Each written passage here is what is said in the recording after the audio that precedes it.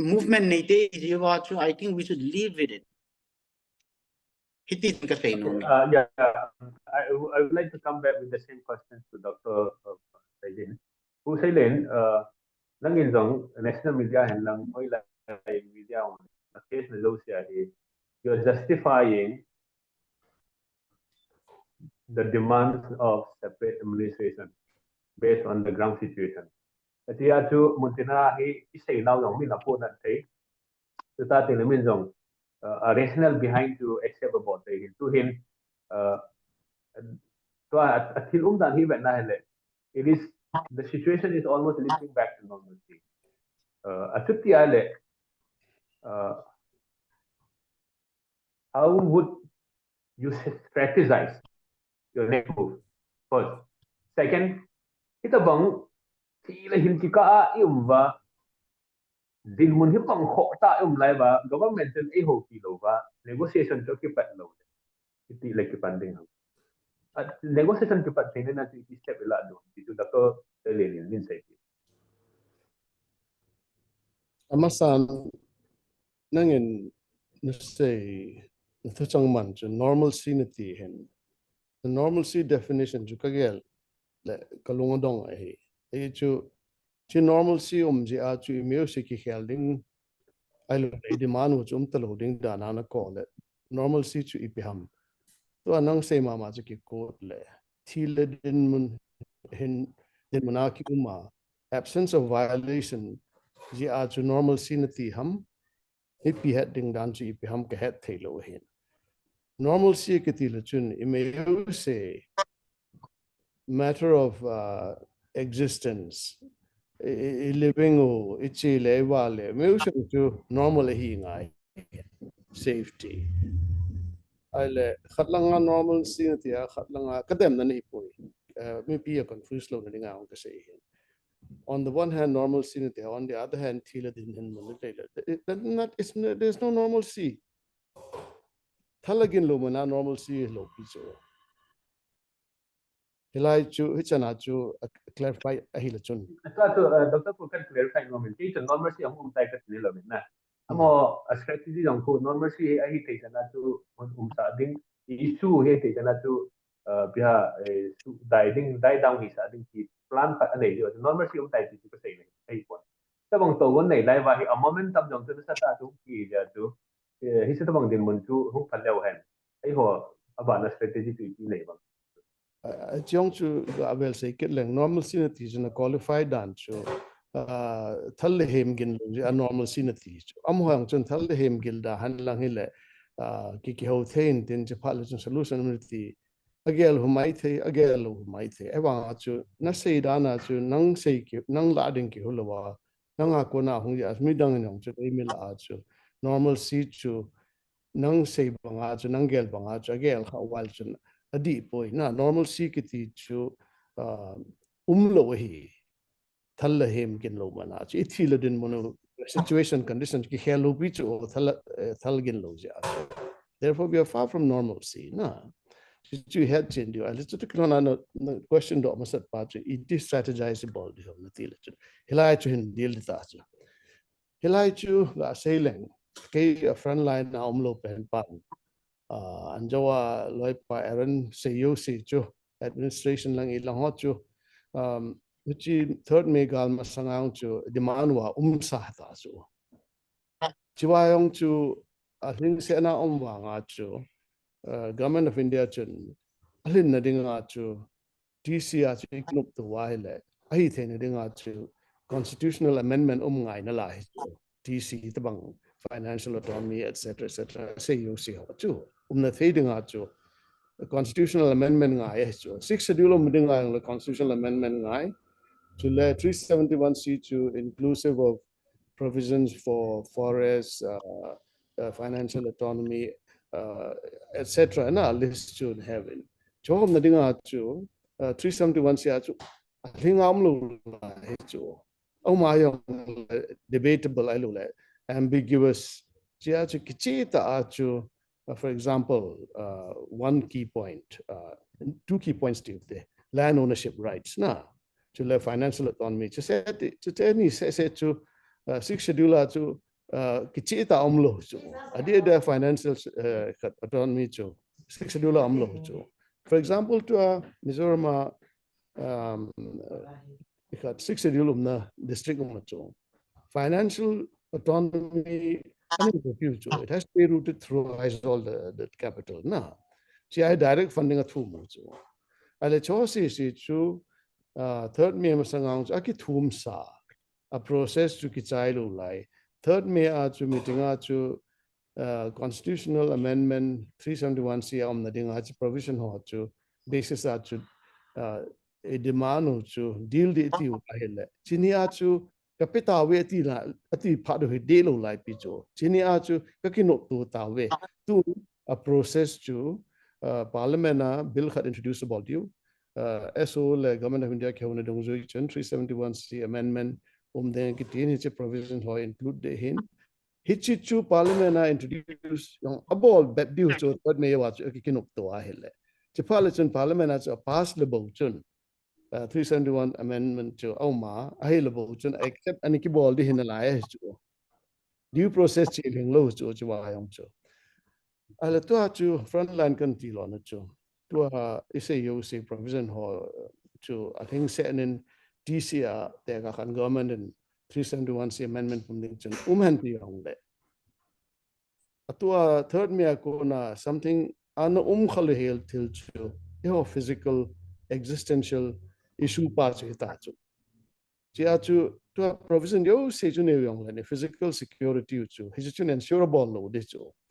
hilai strategy chu ke mu dan chu agal sa lo pa kap lo pa nen se le TCR to Manipur government no ya na lai du home to CM ham kam khana tu ding Amy hello mai the Amy in hit yong le forces ho chu state command no ya chom ding hichi din muna to e ho physical security ponditi chu ke wang 100% convince ke hit chu I'll have physical security to number one, to political demand. The most significant feature. Among development and oriented issues, Georgia TCI financial autonomy with a modification of 371C in Parliament. I'll have physical security to number one TCI. It has to be under UT or state. Option dang umlo. Alang kana an example ng gisale. UT ni paulachun. Tua SO cadre ho hitata. Ailo le volunteer ho hitata. Fit hi ho. Along lut ho. To UT security forces are convert thi this to. Ci paulachun ni culture yong. Pala may chang ho legitimate government of India issue hitata to. Alo asan long so Delhi UT ho san dita chu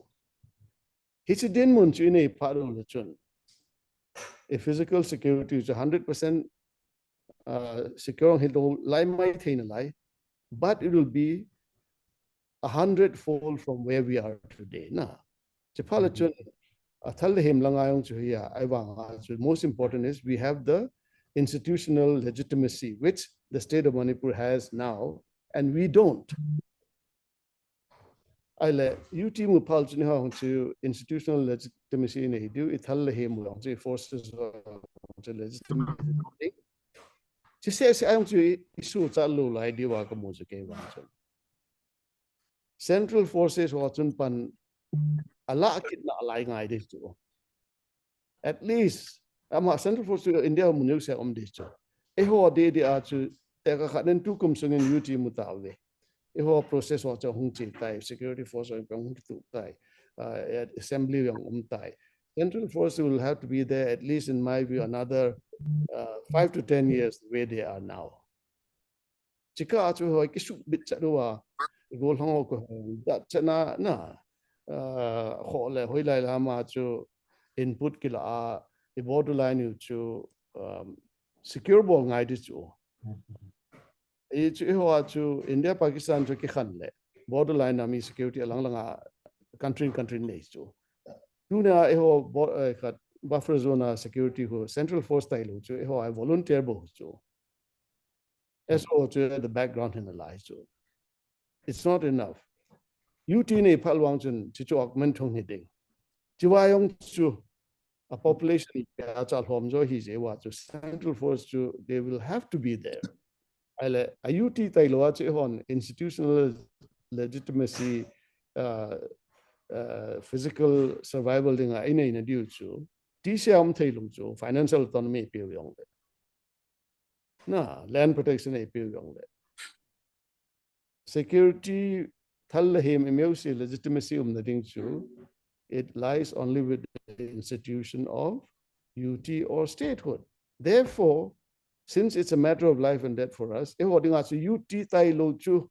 option lo chu UT ke lo with legislature he ngai e chu misa ko ma ki se yong chu ki hoding as physical survival is number 1 hin chiding chu UT ka thu chu one of the factors is we want direct central rule so our security will be more secure na ahin ki ho chu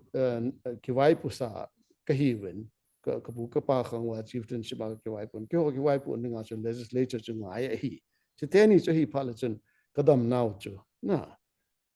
to a great extent you have to security chu ding a hi adang dang ikhat physical security tai lo ayong chu ikhat UT holding a necessity hi na chu kumhia deprivation na tunia ayong chu ikhat namu diu khat hen referring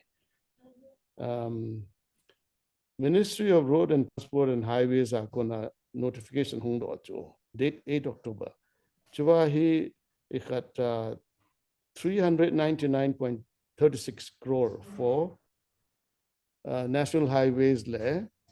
lampia dicho a list here sawa saw a serial number he up to 67 hicho chiwa hi ho ki yaw lo na ga hong yaw lo chu mai lei bo chu chiwa khat an hin do wai ti dan ta bang chun apa be se hi chi het ti loi kyong chun aphai ke ti that means ke mudana e ho chiwa 399 lampi sim de dinga yaw lo he kagin mo chu the government hen cholo hi manipur sunga bon lo ding bola ki hom dam he chu kisi process ki pana hi MLA ho ko ma lampi ngai chu ho chu hen propose ben ti chu abol chu ai wang khat cha yaw lo chu chu ne le mai le ho ke mudana is to government de cho ai bola ki pidham jing le ki khan thol thol ding agin mo ham hello le ho sa thugu he het jo khadu de tam katia longtima ka ki pa chu that means no we are physically divided now no demarcation border center ai alang khana yong chu government of India so to ke ho na ko na conclusion result upon lai wanga he ground na he mai lo gel da na he sadinga la wa yong e ho sanga he jo diu so it's Palestinian CM cut the center home minister ki ho dia na access of information to among ha so dia ji IP tele ho chu around the key mid mo ji chu UT ki dal ding ti chu hi thei lo chu it is a necessity Dr. Pu tisu ke pa mi cha na ni chu ti no he sin be ta na me to ka do chu hit the bang situation din muna lai ta ba chu political negotiation or political talks lo wa hele itilium them how long are we going to wait because we are in a situation of life and death starting a ground situation to one noi he na to it's a very grim situation it's din muna to issue jo ki sai lo li ki say them how long are we going to wait atile government hin dili tactics ki chema imalo issue kha don ti yong tu mi ki lumgel kan ya ti tu jong nan ni te okay ala to chu nang in young personal experience in idea NGO and to here government hen till a deal phalle due process umai chu file ki tol ta bang chu secretary da banga flip my tai chi lo chu na ai a process chu lo ham ti le mai chu labs wang o me for example pia labs mom e ho je a me lo primarily SO to political SO extension lo he political issue ya lo pi chu purely ground rules issues chu ai wanga chu dialogue na dinga chu thal choi ki pa na chu legal agreement khat chu SO a ma ikeu na the na diu chun hon yong security force na kap lo diu security force no na kap lo diu it's a conducive atmosphere chu ma peaceable na table a dialogue na ding ta legal agreement chu kimo SO agreement lo it's a legal document chi ya chu government and hichi process to a follow ngai chu le tripartite hikit na lai al hichi ya chu state upon lo ji lo I want to state to 24 January arambai on dictator balls iwa yong chu mahon yong alung timwa day sa yong in state assembly abrogation ball chu abrogation yong chu on grounds of SO on violate a ball with you chu 29 February meeting chu additional secretary pa in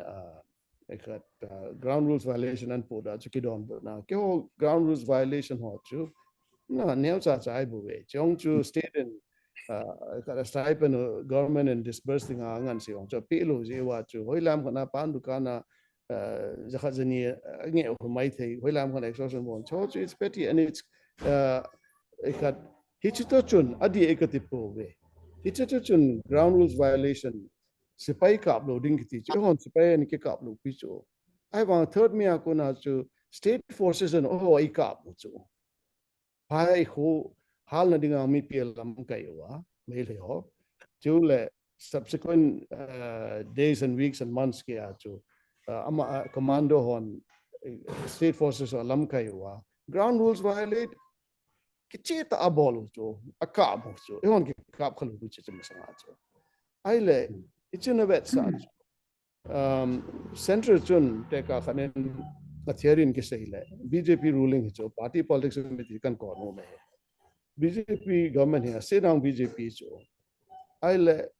kwam khat se le Manipur chun Mamata Banerjee party am khat ni le Congress am khat ni le in the first few days violence under control himai the achi so na le PR chu automatically this chu amo party interest ya chu sa lo ta having said that chitakilana chu government institution hi ya chu sipai wang se lo wan lenga anpo lu tho wa na buffer zone create chu kati ran chu process ya ala 29th May February tu chunga chu tu kuma chu state and I got abrogate ball ja hung pan lo je wa chu inga so chu center chu SO ko center na ko wa extension SO chi so that means aro 3-2 are willing to extend na third party state chun nom lo ja chu state center chun I mean federal state here center state relations ba ya alo thailo process chu abu ipi chu abu ipi tikin hona chu you got parliamentary election na election code of conduct ta ale government atha hunguma pana chu amon yo ai chu government of india chu ho se boi pi lo pi chu adi ekati le ho chun gang lekiti chu ale ama anven wa northeast advisor pa home minister pa ni ho ta hoding angan si pan an take up it ta chu masa chu tu na phat he tai kananga nga hen itila chi resume bol the dam unfinished work in February da about kan hol le phat kan nga tu nei the ta en ko ta chu 14 August ai ko wa ajing 59 hong thun the dio mai ti chu akino da no ai le 16 17 na kan ta chu ki ho ta chu ale can be su ho na violation is what amat uma chu again centered in Hitaga brush off the so it has to go through the motions at least of dealing with it administratively. I'll violation hoyong to hang a nom way that the whole nom like yong kadapo wikiti cho cam lang to reduce balding I relocate wang to lawyer to kiho aye ta kaki khanwa weekend aki khanu chu Friday ma ki khanu ya kalhuno next week Monday aju unphone pai tau chu itile na meeting to resume ball video ham cho khi mà nó nôm về tiền này chứ ai là UPF là những credit tao với cái cái nó những credit tao cái ai lấy số pi họ sao lòng họ chứ giờ này họ chân public consultation bị cái này đi về tiêu chứ ai là kinh ngạc chứ những khát nên thum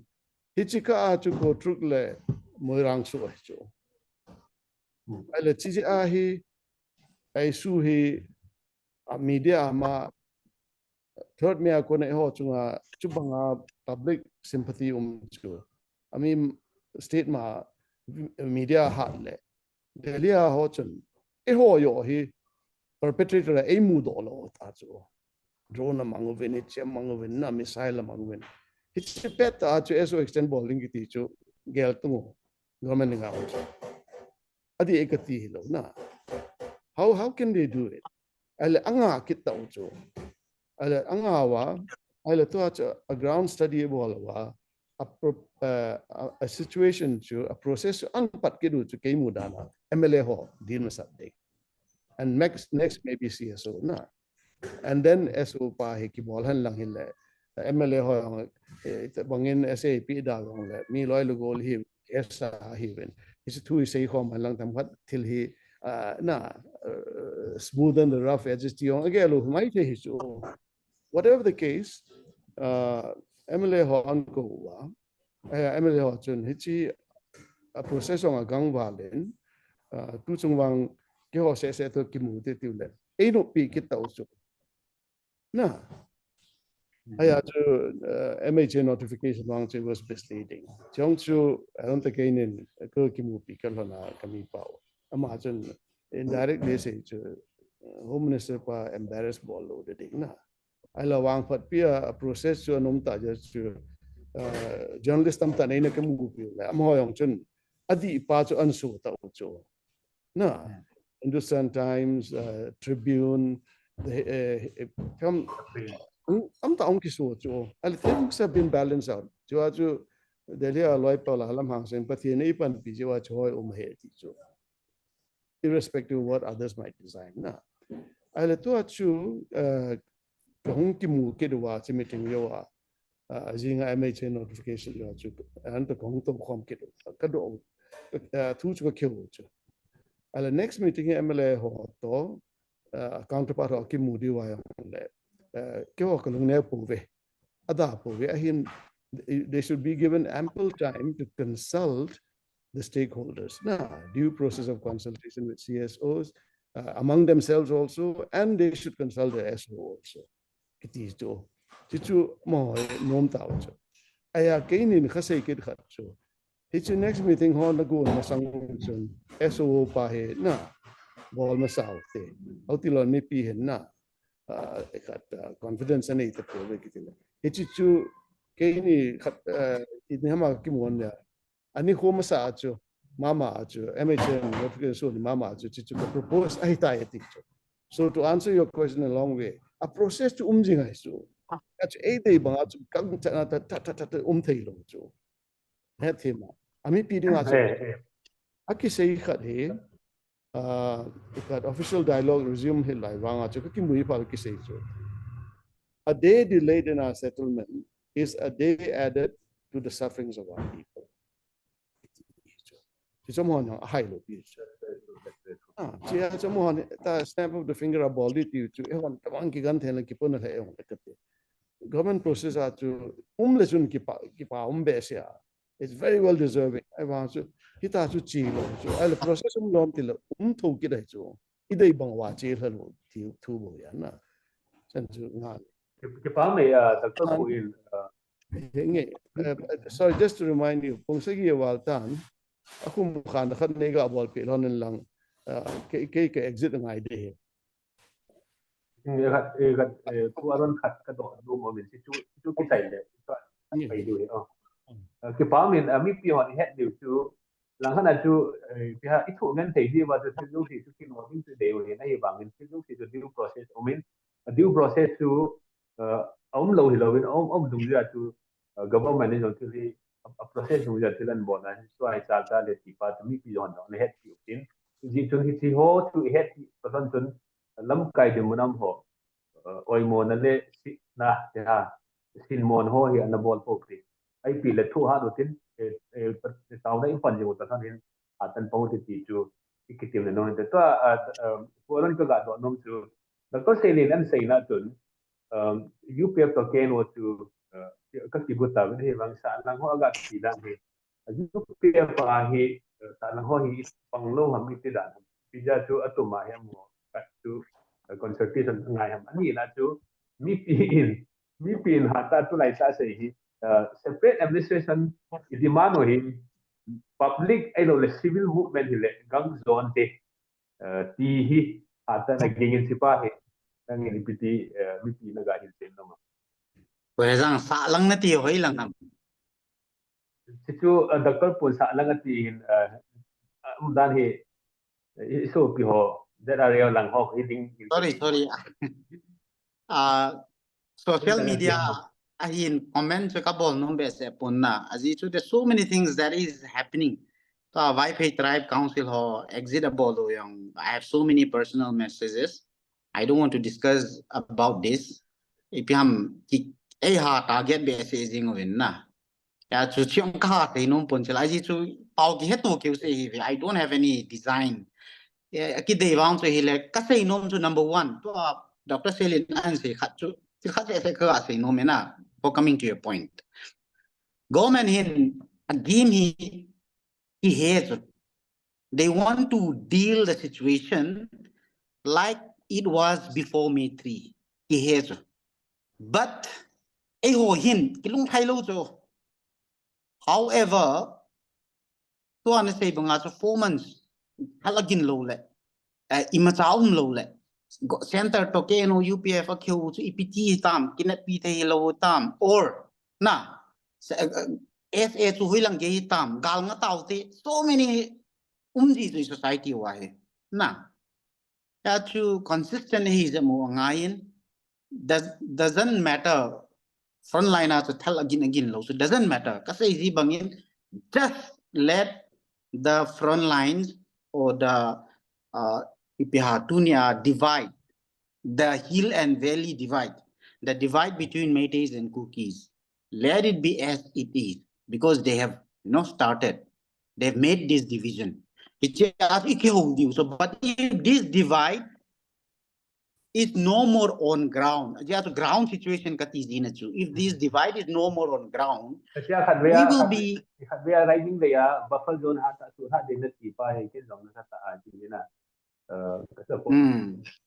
American dikte yang lebih fondon pawang hata isu hata juga si patun divide patu physical ya tu bandu ya dengan equip exactly he divide om loading like negotiation yung week he do it so I want to confess na and to I say to SOO2 pa hi mix evolve even to think like sometimes it looks like SO group also SOO2 piha extend ka bolding kanum tantun na Piang got doki lozin. Ahin ka aki say to ipamiti le. Let's take it lightly. To HM school na ipain to nakada na sayin pasal ka zinading itile niyaw pinanime ngahi chidana. Eso tripiting ngayam tile political dialogue nading able to eso agreement na ibol jiwa to eso extension to bol ngai ikiji wahin. However, let's be realistic. Manipur government, the center government, a deal dan hilang kai tingin song itaum so. Aji so high so. As if nothing has happened. Na. In deal so. He lam kai song. However, if we cannot face that situation, lam kai iti ki hidam. Secondly, amaho MLA, chief minister, ministers and convincing power center a relationship ane how to in a poverty level but then that's the reality na ya to MLA ho hong ki ko jong le ke mang ka say politics is making the best out of the situation for you kichi mangain ya to aka say no to ipamiti a hele e holding a hi sa pen so holding a we should expect and eso hojong chu to doctor pun sei dan chu mi pin jo ting le na he kiel kin lew han chun hoi lo ding hin SO to extension to ki boy pi boy. However, na SO extension million ipidinga dam til SO ke extend loading la talk ta loading hi. Talk ta loading hi le gamle si to sei ta loading hi. Hi chi pa ja to ki boy pi bo hin a hin to a to lam kai hon jong thu ha sa ta ki thu chi phami ti ale. They are treating like na me three masanga center state relationship matil abol dan wa and bol go jiu cho. However, tichu akeho a deal hosin kan facing you hi. Echun tu chung ajong center home minister pa design hi, home minister pa program hi ti jong la. Omo de a ki bolo chu. Mai leo ti sin iti nei mo ki su to sa wa ka ke ho jeng thei diu ni sa ham. Kyo chu chapang ki chim ni so ham. Too many things has happened between us. Na ya chu ke no UPF ni piding a PR ki chu ngam ham ti ale. A ke no UPF yang chu khabe be hin pa si ta mo ji chu ai mo thil bol hi le. Thing noi ba hi ti thai ki ju to chung a ke no UPF in đi đâu thì xây mà mày qua đâu a thu sa ka ti na na pa e ho chun ipidia ki bol ha mi ti ya le chun yes authority chu khabe vel exert bol ngai chu MLA hi mana chu me le ho chun party khat hi mana chu ga ki mo mu to a ke hujeng thei lo chu the situation does not chi chu hi thei lo hin ya chu a ke no UPF in jong chun openly ki say hin ground rule it ai lo a hele government chun tam ta sei di nei ne beta. However, a situation dung zuya ki bol he tai ting lai ho dei bangin nong ati e ka ti no me na e ho dei bangin nong thili bol win home minister pain tu khom ding to khom sa ding kheu khom sa di ti yong le e ho chun hi ji zui thei pon te hi ti ding e ta i bol he tai a hin to ana sei pa chu Dr. Selen Wang chun a hin sei tai na Central government in able dan pau ho hi e ho nong aki hen nai all the IPH dealing to IPH miti state interest mate interest ki vea kitsa di mai khilan bol ju kitsa pumai IPH na miti number 1 democracy to it's the majority na government yung majority to interest to protect a ball no so I think we should agree with that. Secondly, to think like majority to hi talawa is only unity based on an level government in tham khat jan say nei diu in comparing ourselves to other communities naga to meite to even na me also population also tamu so e ho sanga ki ti ja chu importance apiu chu ting le adik mu ting le naga chu ipia mi ti la tam hi lo wanga chu meite sanga tam hi lo wanga chu unity khat chu amu chu e ho hin hi ti te ni jong khat do sang sang chu a population a tam jong ki hilo a unity yang chu to a sa lang sang lang na ti na pa chen na hi chi problem hi chu to yang chu pya mi ti a hele sometimes he never ending topic ta bang chu a ke no UPF pa chu tu chen tam cha bo ga se nge na mi thing no yang chu ipiding aw mam ti le a ZRA chi chu a hilo wa le zo mi na thing no chu I'm on honest say so this is not something we can disband overnight. Nam khat mina tel ka chawa movement ka bolu chu dunia de hia ikyo til khat na ki mo chai thi kai po we ti chmo long thing sala se chu a hin dunia chu a UPF lam kai khat hi na chu til ki bol ji in tin a hi le loi la pai hon jong e het hin lo tam ta ki nong ka tu in to jong ji phe media la KNF ki hen lang a UPF a ho chu a cookie chu ki hi chu mi tam te in IPH hoi lang sei jong le na hi chi a cookie interest pa chu ting le loi le pai ho te ke ki na ji chu mon IPH 2007 and sorry 1997 na hi chi a galzo wa agreement a chu IPH iti identity hi impose ki bol to loading te aki nok to nei kayo hi ya chu tunia hi non IPH memorandum khare ki piting la cookie na ji wa ele ti obang chu ehon annam minum lo wa chu politics song chu bol the hi be se ji lo enam imi pi jong chu lungdam lo mi pi sentiment jong ki ve iti ya chu nam mina chu politics lo wa hi the lo agam min jong chu kati so kenong agam minang chu nắm cho phần tiếng ai là đẹp đi ta chú thì chỉ chú ông ấy tiếng là chun tòa xã lăng thằng lăng đi pa UPF chú độ nôm gì however thì chỉ cái this is not organization ni problem in trong kala nôm pun chú tiếng like cái lệ ama hồ lăng lam kai khát lên ni problem in trong kala nôm pun it's what it is na sometimes English I say so there is no answer to this it is what it is na it happens because it was like this ya chú chỉ hạ thầy bố hitin Itu itu coi đầu tiên phụ anh cho cái đầu phát từ khi họ hiện separate administration demand involved thì it's an public movement or civil movement hi le moment tang hi sang ha don tin government response tang hi tang don te tiu hi PT na gela. Okay, you need to explain that to me. Civil movement, public movement, to IPHAM, what difference it is going to be from here? IPCHung hidang. Then I can answer. Okay, actually, sang pia to abo question hi ke inbox involved now na. Actually, ke on the same thing. How do you define public movement ya to ga say hi yong lekin ka he tan chun civil movement to al sang ka say dengan SO talks asipa hi sang ka say it purely armed movement na. Acha to public to hi armed movement bo hi or public ho na.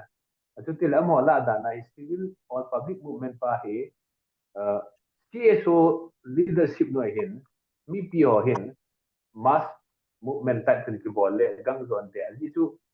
mass hi uprising of thing le government hin pa hi gel kho je me tilang da na to gel cái gel da na na excuse nó say dan chu civil society chun thalike cha arm movement bol in ti ha ole situ hello question based na kata sorry chicho hi lo wala chun na atua nang sei pa chu ki go ngo chu la doctor ko kai sei lo bin no nang sei ki as a speaker representing the opinion na kati na chu e khat hi chu na sei cha chu chi he chu e khat ningkum me ha thubu yawa ko na MLA hon abol masat pe nu aizola civil society hol eso ho ako kho mu chu to chi phe mo poi mo pen chu I demand SA hetan hichi mobilize I hat na diu chun civil society to MLA to eso ho ding kho mu ti ki tho te ti abol chu abol wa or saman bol le IPG chana che hol hom ka ta pun al abana ZUN bol le MLA ekat bitai central YMA pe hom hon humanitarian ding a se yo le a political platform che lo I wa ken kana say chu kamu dana chu I will to MLA ho to SO to CSO thumwei ki mu a main agenda cho hi le I political demand we pangkhom we movement ai chi khom diu hi chia chu to nga chu to UPF le ke no hin MLA ho CSO hon hi chu to hi support diu hi ti chu ai le hi chu IPZA hoita effective thailom ti le civil society organization pa chi thailo chu ZUN bolu le che thailo ale to Kukizo council ti kilo le zomi nom kitlo a boy chu civil society ho so kati cha sila kati organization chuna SO chu palisete le kichi aum ta chu MLA on chu kichi aum ta chu civil society body hi fluid context aum je a he amo pan na ding chu MLA ho ki to SO direct talk by support you a mechanism a gong idea a roadmap yang ta chu ala tu na chu civil society ho na chom be a movement akibol like gang in ti chu kikala he chu til ground na dan to that was the intention of the MLA that was the intention of meetings in Guwahati ayong Aizola ayong aile IPCA chu a civil movement pa chu hata thelo lam tila civil society yo ek tup lo lai ji chu atuna chu ikhat case chi cho bol hi ta le chu ong chu fructify lo lai chu consolidate lo lai chu process am na lai akin ke mu dan chi san hello in say le ai chu doctoral thesis on issues of identity and nationalism so identity thua ai boi now so na ta chu in eu lai pa te khangau ma ta chu na at different level lai chu la tha do ku kya ki khan ke song ki bon wo chu ai la ba na chu khat ki kai poi kai ti loi hong ki ta na ai la identity hi che chu ai la tu na hi kum som se gi yo wa 3rd of May zi a chu for the first time platform khana ikito cha du chu a political demand ho chu chua chu koi ma cha pe mum lo chu hi capitalize bolu ti chi se he boi piu te kiti chu ala chua yong hi UPF le ke no mina chu submit ki bola a ke no chu ke pan wa nga chu khat hilang pa chu identity focus lo chu na chia chu demand focus nga chu amin chu government le head sao government ade chu a deal pdu chu a political demand pa chu not what we call ourselves na chu internal issue chu chia chu ke propose to hele identity issue se lai se wa kumia hithelo hin ka chi sa nei pon hithei de pon te ka ti chu chi chun amin chu ki ko no nom ki ko ta hai government knows who we are dialogue iki got now and focus uti so le government ke hona pa he paitan support level settlement ni mu pha le amen thu sei now te chika chun group khat ni chimina ma no mangin ten hitin ma no mangin ten hilang chu secondary a table a ki sei de lo pi chu political dialogue hichi chu bol le han phapen tham ka ti le theory di sa loi mong ai wa nga mi a ground na hu ep politics ke nai tam ep mai tam khetlo ke si chu ham je jo chi pi ke to le khat ho ham je jo do ki je ngo le atua he te ka kana hoi lai chu ding ke kit lo lai chu che min hi sei pha le divisive ya demand pa chu ikito ta se chu focus eng uti so mina chu pa chu government ke now chu hileven in the meantime repeat kit la aki ko nom ki ko ta winte that is not important pa me Dr. Puncha chun na pata na ni tin zo a ka ku agonin asai tu avelin recall ga bolle a brain to problem pautin problem solution pa zo tu for asai bang tu identity basis to kum hiza khang hiza ni boi na no ya tu CSO ai lo le public movement ti pau tu a CSO yong tu pi ham tu chanang tu ki kai lo ya tu mi pi hon su mi lo du ti pau do siu le to ASM movement di public movement hen lang ai lo civil movement hen lang gang don ti pau tu alanga hi experience nei ani na tu til ho zo se system hen lang a process hen lang khetsi no in til ho amu a tili atol in tu lang khan na tun we have the freedom of expression, but at the same time we need to be also careful careful in such a way that if truth that ya ikit to chat now to demand when sipahi ai te na tu su te log de tu ga te no ki pa min ikin wa dong ikin wa ta do nom tu om men tu hin a sai na in Dr. Pu hin da ta ne pu aron hin lung se ta en kam khat nei pi bin lang mi pi ho participant ho tu do nom na nei ba kam khat na hin phat nan la nan do du ka de ta program chỗ nào như vậy ken khat ga se ing ti pu jang Dr. Shailen pu Shailen on nang video in on pi on lang ken kan sei num chu question nong ai te in a chai na lang jong hi ta ji chun ka ga sei num pen chu lam kai jam ta lam kai te ni hi question hong ke bol ji ho hi mi pi boina kin dong ji hin define nei bol sa hi win lang mi pin a het thim lo ji a hin do hi ti chu ama se pen in nei het pi on in lang a ban ting le nei ahung ki dong ho chu a question chu define ka bol ta lo deal nang nin explain na bol thon ni understand na koi hon ding het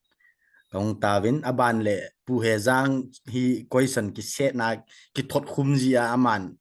ama he public mouthpiece se hin ama na hin phun do ji hin mi pi boi na ho chu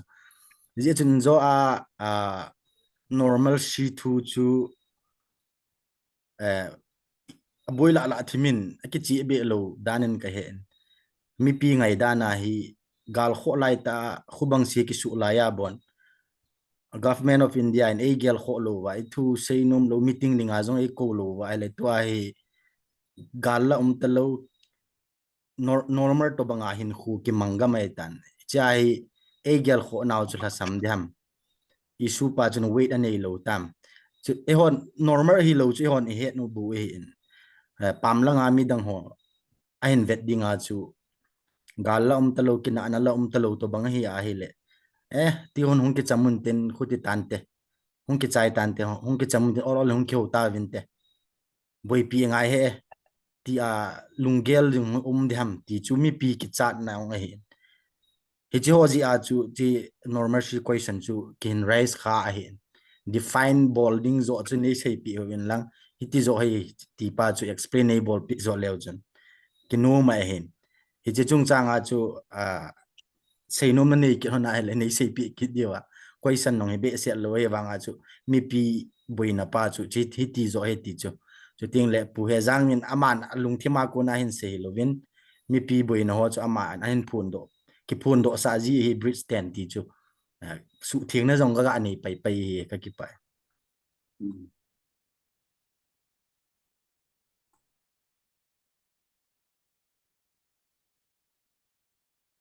adang umay ong lehin race ko na sa sang boy say dito bridge in kita bang host hi pa sa ki bol say lo da ni na tu lam kai ten pa sa ong lo dia tu in part om sunga hi lung of kai now tu gap pa tu bridge na kai dim tu til khat in saying e where jang host kon jang ana gel hil hi in lang ipi ham hard talk dana in nei do hi silamai ma chai gel lo diu hin aji chu Dr. Sei le nyong chun henge sei nai ama chun hin sei le thading dan hin normal c tu chu man tackle ball hin na zana sei hon chu mi pi hin tei ko ma sei zin ka ko ma hung lam kai khat le ni hin public movement ki ti hi I sei zin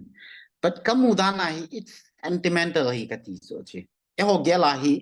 ban ipiam khat ki ball han lang ki chu the thu han lang in kyal han lang thil ki su se han lang na le chun thil chu hum tan ti I chu hin but hinge to chu yong chu iki khalu chu lang khana chu nam sunga chu chu ki khana pon lang khanin mi pi chu ipi ball jong le when it comes to the table mi pi si hello so system ka chu ma ha kati democracy ang so public thalenga chu MLA thenwa amo ho chun government a sim hin hichita banga chu hichi chu I bolta we government in okay fine importance apetai ki howain ko di hi na hichi ni teng le chun a CSO chu koyan ko di tang I think that is where the the challenge is na nang KSO on lead le ti so the day you bring KSO na to at least KNU UPF minachu talk to umbrella ni minachu SO agreement iki kan khom naw khat so in spite of differences na ting la solution yong chu KNU UPF yong chu achom choma ding a hepoi one settlement na ding hi so abula kona chu ki so ti yong chu given the situation I think to anang na say public iti chu tu hin public chu iboltawe ki phin tawe thil chu se tawe iboltawe government office I hal tawe na public movement tawte public bol thei chu iboltawe government ang chun idei bang wi chun importance ai pe tawe to expect ibol bang win mi tham kha chu chia government ki ho ngai chu I think that is where we are not ready na dunia chu chi chu stream to ne denga za Dr. Sei Leong tham kha sei ta chu in this movement lam kai ho hin CSO ho hi we should have a common platform tia chu ki ball jing chu thing noi ta chu alang khana chu delhi as table khana ka ki to chu ai le common platform same chen wai tu ni san yang chu I team do thelo lai chu a chu interlocutor pa yong hin ke ko ma sei khadi jo united chu ni ki tu na ho ti tam tia kana gel hin that also doesn't work na to hi is there any civil society organization that can represent everybody? Is there any civil society organization in the Métis community that represents everybody? Answer I think important problems we solve either to public civil society social media important wave base to Hitalowin adi pa ngai sometimes we have to consume the hard facts because a situation in demand to keep pending government office holding public bowling tissue to if required we can do. However, second step to until any problem will be solved on the table by dialogue. It's a dialogue thing a body that can represent everybody to in a young eye. Tunya to his sim do nothing ayong he as a fail in a say that sweet Vele cookies or it use only hola on he cookies on to say that when cookies say nah a he ngay the loy cookies or it use only a number of that thing like ball hill tave to I say part a point ticket inunchi to we are just moving forward backward we're not moving ahead in each context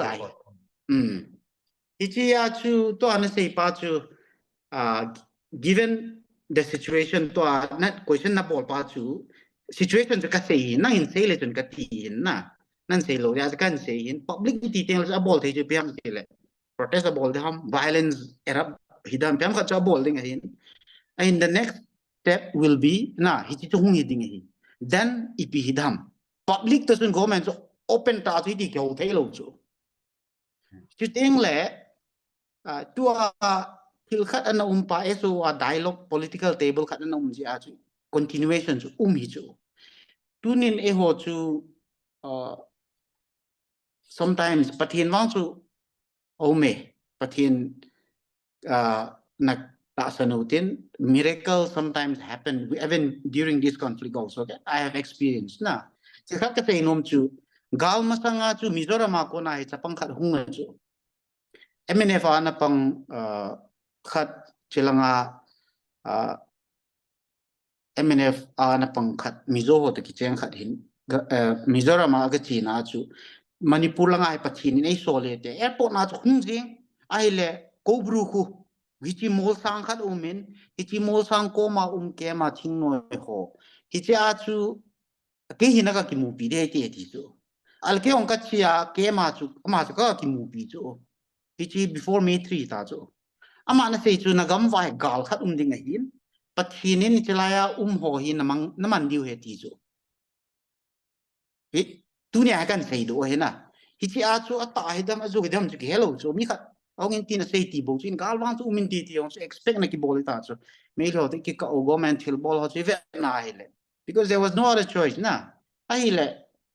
gal chu hum tai tunia ka ve na le pathinin ke ne song amange ka ti non tikile sala ding hilovin galmun han lang hoi lai jong le nam mi pi chu alang khanen miu siwang le hi chunga chu pontin ai le pathin lung sinin galmun na chu ipan chu organization na a thi jong among government masanga chu sei sei po ve sometimes SO violation iti ho ning khalum ji chu ai chan ki phata SO ground ul hoi lang ki sei ji na lai ngai dawang chu umin but government chen ipiha bowling dola sa bol jong hintin in ka sei nom chi pham tila pathin fil gon khat chu we should believe in the divine power na hi chu nang le ke bol theina muding hi lewang chun poe jang ke wang chu kinet na hi society a deng a chu pom hi chu but however pathin alam PPN aza Dr. Selena sebe tu chunga meeting yong chu a home minister pa te hi ti na bol di wi ti yong le chun divine intervention hi ti wa e ho dei khana chu thil chu e hei to chu Ichi to aka say nom chu, let's make use of this platform. Ka say nom chu, we cannot afford to be divided. Nah, MLA hosong they cannot afford to be divided. SO groups also cannot afford to be divided. And the public, given this little population comparing to the Métis, we cannot afford to be divided. Ale tu ayong chu hichi population tamte hi was mean importance of pure hin. Eho to divided hi kin while we're not going forward. Hichi hin center government into achu hichi issue tackle bon lading achu MLA one ko zong le fine how to take advantage of this. Jigi a komungai ka say na hichi hi eko danu adi poi hiti eko diu hi ama chen and ko diu ama chen share bowling actually ho condition ke usia tu say wa hele that may not happen na kia chu namin tu ai gel diu sui pyamiti le MLA ho chu asai ding dol ke sei sa ka chu sei sa ti le authority exactly bol to kilovin ke ho chu ka thunei ve ti na hi pon til kha chu hi ding dol chu I bolu hin aba na yong chu en ko ki tingule MLA ho yong chun I pyam political issue chu hichi negotiation table ana ki ho na wa chu til kha chu to ka in ke ho hi na in mi pi thalangin ke elected hizong leveng hichi he it's not assembly hall ai poina mi pi thalanga thu ka mo sei sei theu ai poi ti kha chu clear ta chu a sei thei diu confidence ikinei diu amo vai kon diu a sei diu hichi ting la chen hichi problem hi ti hena ki solve thei poi ti chu an he tingule negotiation table ai pui lut ki diu negotiation table as a political issue I bol ki diu ese chu as abula na sei banga chu da diu chu but Pathin Hussein in skills with this more than 16 years negotiating with the government na experience niya ka inay uta chu ya chu kison lal na ding be se wang chu kanay poi however mihim chu kinep na inay lo ting lawang chu we are defeated I kinep na hi man sa di wang ka dei poi so that is the concluding remarks I want to make for today Pame pu aran le pu Dr. Pu sei bang chun pathen na to wang hi chi ta in ke ma tan experience in to mu in abanin front line am hon dong sa in experience about ja hi pathen divine intervention lang pata in ke hon dong except bulletin ta sanotin ta ting le tilum dan hi ken jong ka ho dim na mun da ta sei ring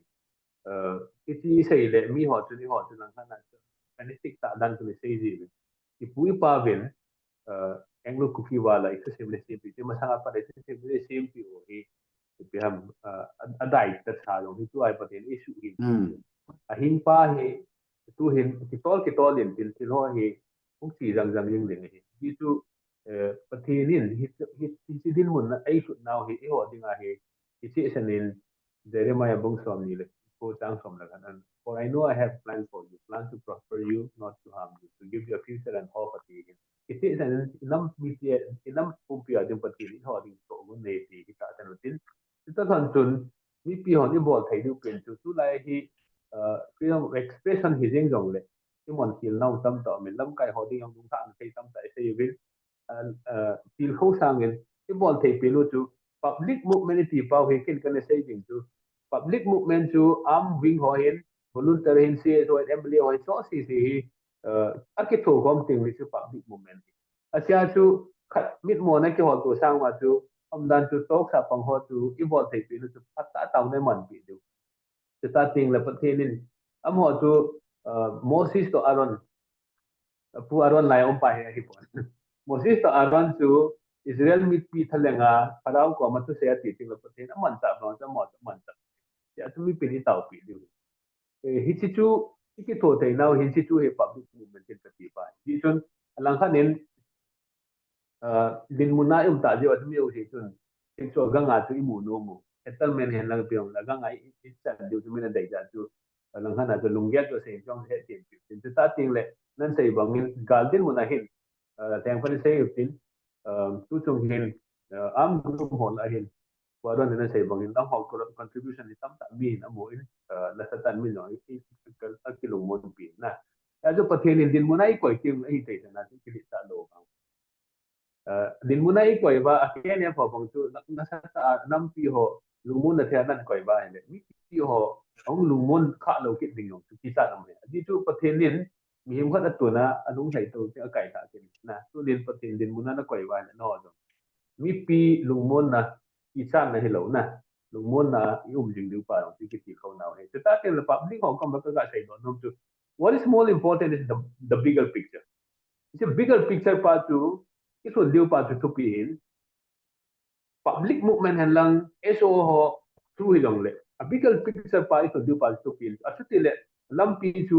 SO through to is hat ta jo SO hi hat support it talk should ti lan tin alo thela doctor pon sai kon due process alo thela chi due process ti jing lai tu ta ni bo te pe lo tu mi pi in kilung khat ta idin ba kilung to ta e pan ba leaders or support party to ho ding ga zo na pe ti sai do no mai this to nin yo a hi manipur is just one piece of our problem yo ding job politics ki na hin ko langa ho yong inam mi te ho no e ngai sa bi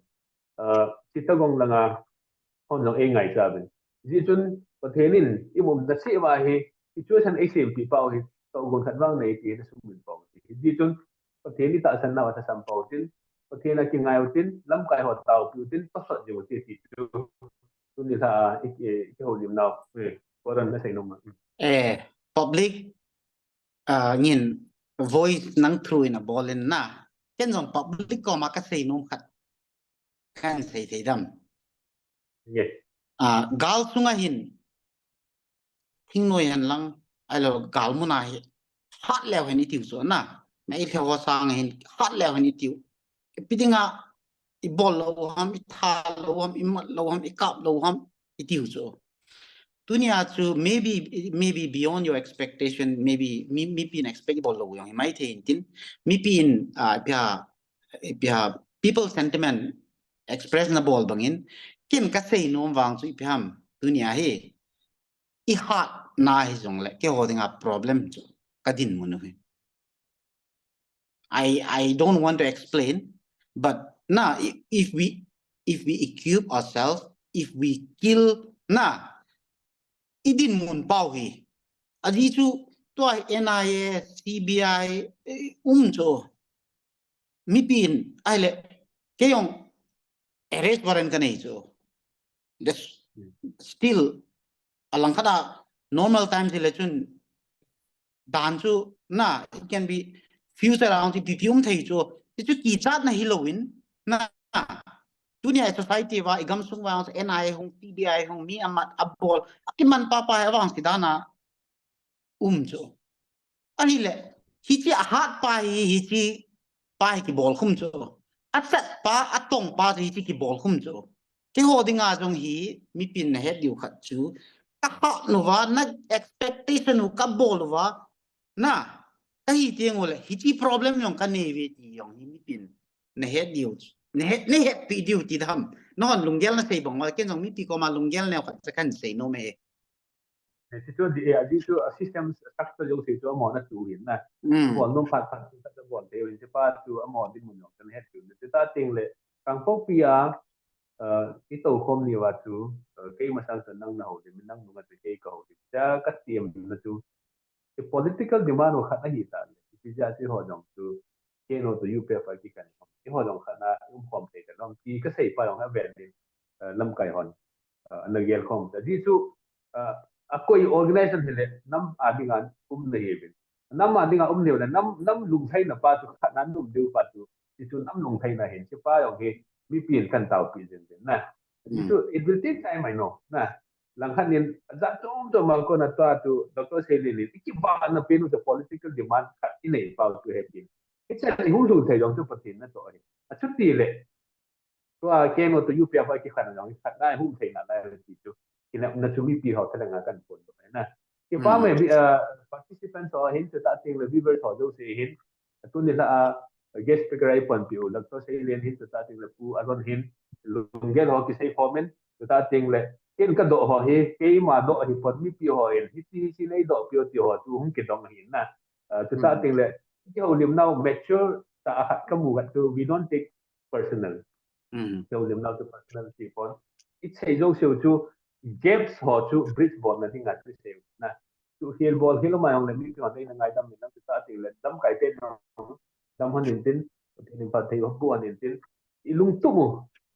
thì bang phần tệ tệ thì chỉ kỷ niệm là ba chú xã sản phẩm thì chỉ kỷ niệm là chun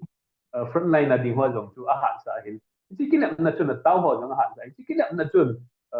một hôn hoa hiện lần người ta tiền lệ Twitter hiện lần social media của hoa nó hơi lại hiện ông chỉ kỷ niệm là ba chun cái hạn xã thì chỉ kỷ niệm là chú xã sản phẩm lệ I think we have fair na chú ý thấy rồi thế nên đi quan sát bên phải thấy bộ bên trên ở bản tin là cái một tổ kết hợp cái bao này cái bao này